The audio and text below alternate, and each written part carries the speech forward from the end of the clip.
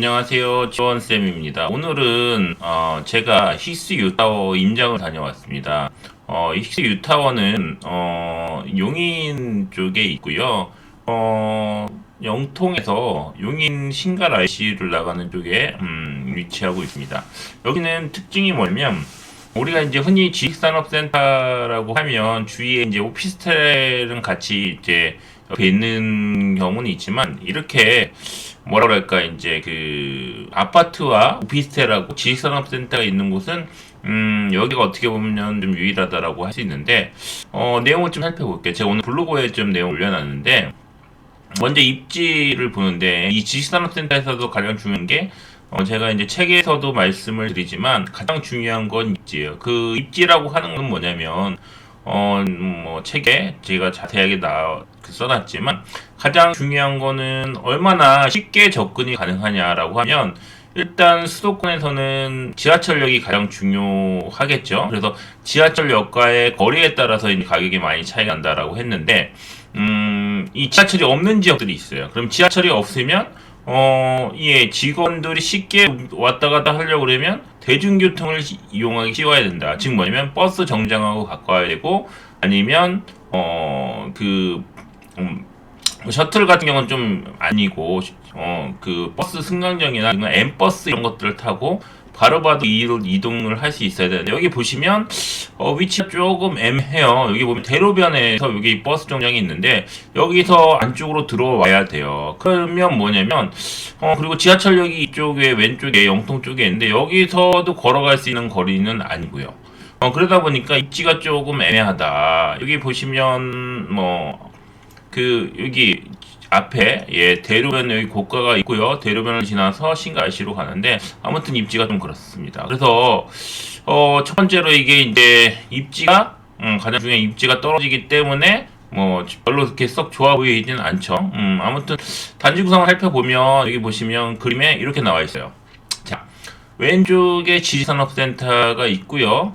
이쪽에 아파트가 있고요. 그 다음에 여기에 오피스텔이 있어요. 그래서 요 부지 내에 지식산업센터, 오피스텔, 아파트까지 이렇게 다 있다라고 돼 있어서 지금 뭐냐면 이렇게 복합적으로 돼 있어요. 참 어떻게 보면 이게 지하철역하고 바로 있으면 나쁘지 않죠. 오피스텔하고 사실 중요한 게 우리가 부동산 투자를 할 때 아파트도 물론 지하철역하고 중요하지만 아파트는 그래도 사람들이 들어오는 데는 이제 어떻게 보면 자가용도 있고 이러면 들어올 수는 있어요. 그런데 사실 여기 오피스텔하고 지식산업센터 같은 경우는 그 교통편이 굉장히 중요한 역할을 차지하는데 여기는 조금 교통편이 별로 좋지 않다. 대로변에서도 한 단계 들어가야 되고 결국 보면 여기는 차가 없으면 왔다 갔다 하기가 쉽지 않은 곳이다라고 돼 있어요.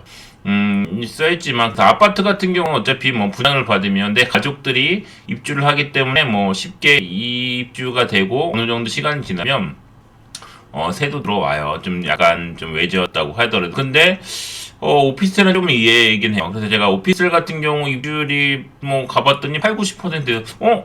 이 위치에 어떻게 오피스텔이 이렇게 많이 들어왔을까라고 했는데 제가 보니까 H사에서 이 기숙사로 한 100채 정도를 얻었다라고 하고요. 그렇더라고요. 근데 제가 보기에 여기 이쪽 같은 경우는 오피스텔도 그렇게 썩 좋진 않습니다. 예. 지식산업센터 같은 경우는 당연히 입주율이 지금 10에서 15% 정도밖에 안 된다라고 하고요. 썰렁해요, 아직도. 지하 주차장도 널널하고, 그 앞에 이제 길가에도 주차를 많이 해놓을 수 있고.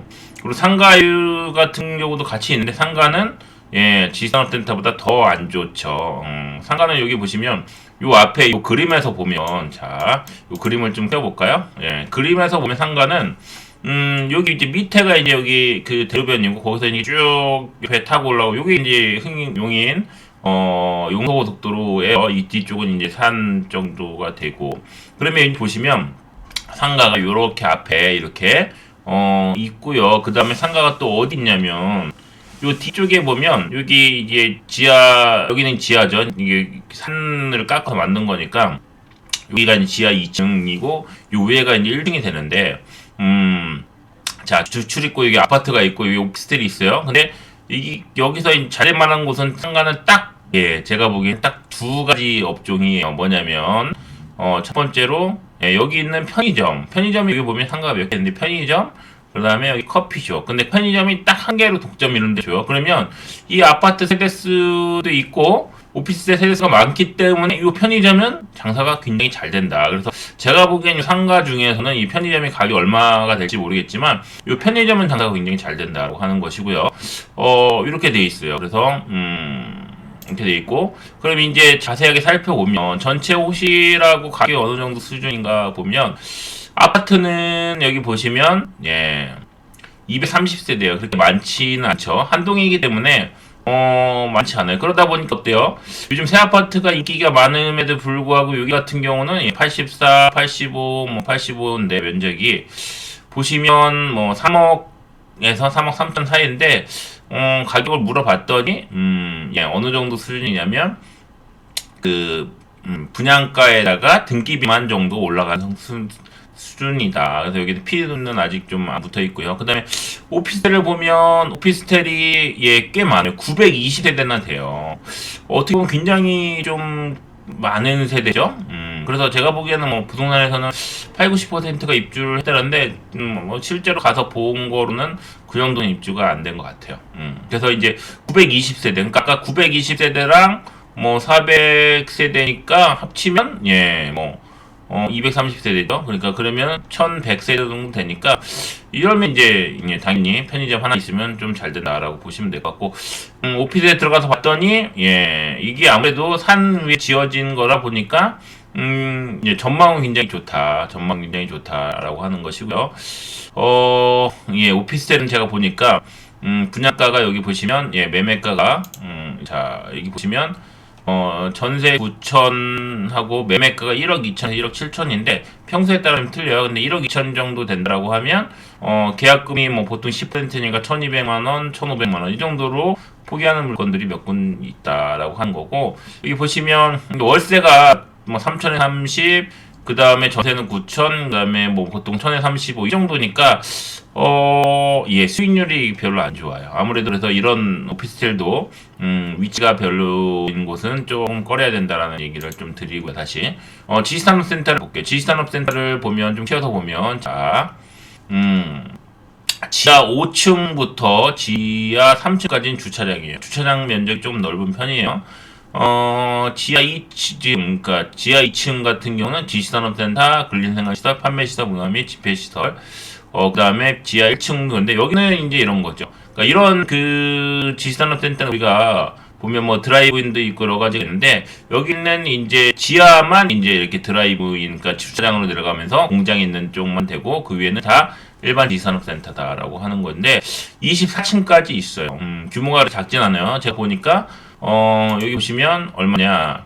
자, 3만 1,000평 정도 돼요. 그래서 지식산업센터가 보통 한 2만 평 이상 정도 되면 중간 정도 크기라고 보거든요. 그래서 규모는 중간 정도 크기다라고 하는데, 가격은 얼마냐? 평당 590만 원 선이다라고 하고, 기준은 전용률이 47%인데, 이 평당 590만 원은 사실은 보면 서울이나 이런 데 비해서는 굉장히 싼 편이긴 한데, 경기도의 동탄 이신도시 테크노밸리가 있고, 거기에 이제 지산업센터가 굉장히 많잖아요. 거기 지산업센터 같은 경우 평균 한 500대 후반 600만 원 선이니까, 제가 보기에는 오히려 여기보다도 당연히 같은 값이면 동탄이 신도시가 훨씬 더 여러 가지 여건이 괜찮다라고 하는 건데, 문제는 이거예요. 현재 입주율이 10에서 15% 정도고, 요즘 사실은 입주량이 많은 데는 서울도 그렇고 이제 공실이 조금씩 있어요. 그래서 이제 임대를 자기가 직접 쓰는 사람들은 문제가 없지만,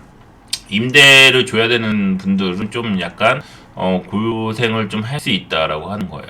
여기 보시면 부동산 소장님하고 대화 나누는 거를 좀 올려드렸는데, 저는 이제 의아했던 게 뭐냐면, 여기 분양률이 100% 정도 됐다라고 하는 건데, 이 얘기는 뭐냐면, 저도 사실 사무실 병점이다 보니까 몇 년 전부터 계속 여기 분양할 때, 분양하는 그 분양팀에서 와가지고, 여기 분양을 받으면 그렇죠. 대출이 잘 나오고, 그래서 실제 이자 얼마 안 되면, 직접 가서 살면, 들어가 사무실 운영하면 훨씬 더 저렴한 가격으로 할 수 있다라고 이렇게 막 다녔는데, 문제는 뭐냐면, 우리가 처음 이제 실제 사업을 하는 사람도 그렇지만, 투자자들한테 엄청나게 많이 팔았다라고 하는 거예요. 근데 이제 제가 문제가 된다라고 생각했던 건 뭐냐면 사실 잘 알고 투자하시는 분도 계시는데 여기 보면 투자자 중에서 나이 드신 분들이 꽤 많더라고 해요. 그 얘기는 뭐냐면 그러니까 노후에 자기가 이제 퇴직을 하거나 은퇴를 하면 월세 수입이 있어야 되는데 그거를 이제 설명을 하면서 우리 이제 요즘 뭐 라인 펀드 이런 것들 많이 있지만 여기 넣다 넣어놓으면 그 다달이 얼마 정도씩 받을 수 있다라고 해서 이제 분양을 많이 한 것 같아요. 근데 이런 데가 또 문제는 뭐냐면 중요한 게 지식산업센터는 실제 거기를 사용하는 실사용자라고 하는데 실사용자들이 어느 정도 돼야 돼요. 근데 문제는 투자자가 거의 8, 90%였다. 이러면 당연히 어때요? 실사용자는 내가 들어가서 사용을 살기 때문에 문제가 없어요. 그런데 이 8, 90%가 투자자라고 하면 당연히 이건 다 뭐 임대죠. 그리고 여기 같은 경우는 당연히 산업단지가 아니기 때문에 일반인도 사서 쉽게 임대를 올 수 있는 거기 때문에 투자가 더 많이 붙었어요. 그래서 투자가 거의 80에서 90%였다라고 하기 때문에 그러니까 이제 전부 다 임대 물량이 나온 거예요.